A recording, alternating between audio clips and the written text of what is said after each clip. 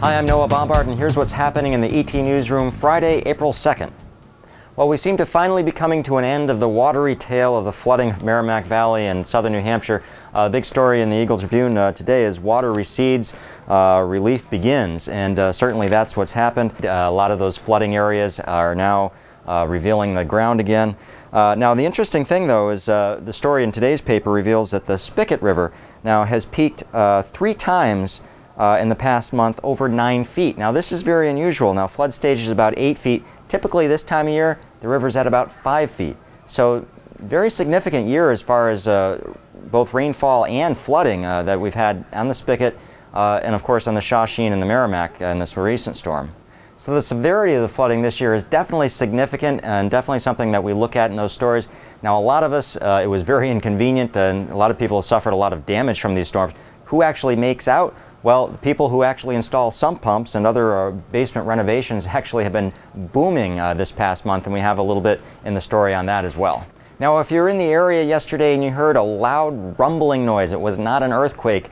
A number of residents reported their houses shaking and hearing this loud rumbling noise. It was actually the president who was on his way from Maine down to Framingham to visit the Massachusetts Emergency Management Center down there. The sound was actually made by the 3 Black Hawk helicopters, the president's and then 2 that were shadowing him, that made their way across the Merrimack Valley on the way down to Framingham. So although the president didn't actually make a stop here to observe the flooding, he actually got a good bird's eye view that a lot of us didn't have.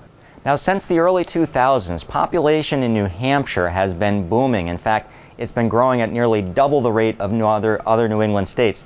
Now, an interesting story we have in today's paper and online right now is that trend is shifting. In fact, from 2008 to 2009, 2,600 more people left the state than moved in. That's a significant trend shift, even though the number is actually kind of small.